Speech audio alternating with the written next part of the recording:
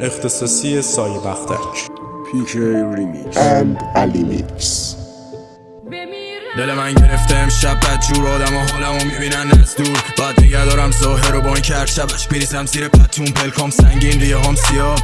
فکرام مغزمو میگاد بعضی وقتا که دلم میگیره مثل الان میام روی ملودی گیتار کلم خالیه ولی همش بالام دیگه حسی ندارم حتی به کارام تو این شهر انگاری غریبم فقط آرومم سر خاک مامان میشینم مست توی ماشین نمیترسم از نور آژیر میشه رد تماسم زنگام گوشیم برعکس خودم فول باتریش میشم هر سال بیشتر دبتر یه روز این ارسالشو میده سکتم چیزایی که تو پارسال میداد بهم حال الان دیگه نداره برام لذت شهر میده وای به بعد میزنم به خودم جلو آینه چک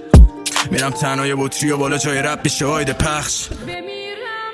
واسه من این صحنه غروره خوش اومدید به این جشن شکوه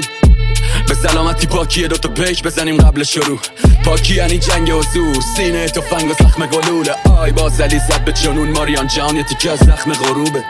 هیچ چیزش نیست ماریان توی دنیایی که عشق نیست بندرم یه درد مشکیه واسه مقروقی که بی کشتیست ماریان من یه نجات یافته از هزار این پاکی انقدر صف نداره اینا نمیدونن چی زمین میزنه یه ایستادن انقدر کف نداره خوش اومدید به جشن پاکی من این نظمتون حرف نداره ماریان من هنوزم مشکوکم به اون کسی که مصرف نداره سقوط طعم لغزش روده